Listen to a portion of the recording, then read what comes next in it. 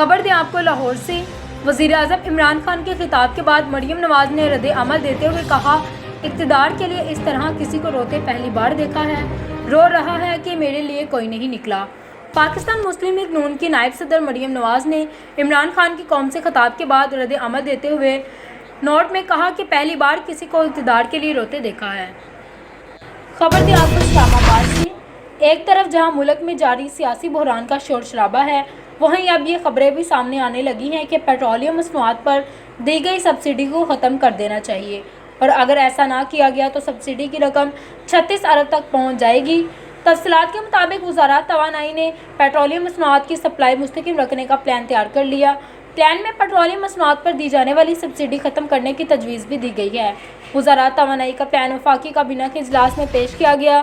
ذرائع کے مطابق پیٹرولیم ڈویژن نے تجویز دی ہے کہ اگڑا کی تعین کردہ قیمتیں ہی صارفین کو منتقل کی جائیں گی، لیکن اگر صورتحال برقرار رہی تو 16 اپریل سے 30 جون تک سبسڈی کی رقم 136 ارب تک پہنچ جائے گی۔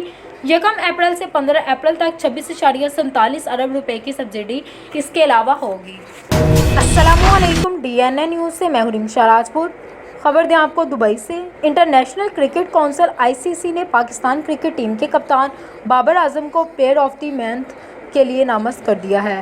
تفصیلات کے مطابق ICC کی جانب سے پلیئر آف دی منتھ کے لیے نامزدگیوں کا اعلان کیا گیا ہے۔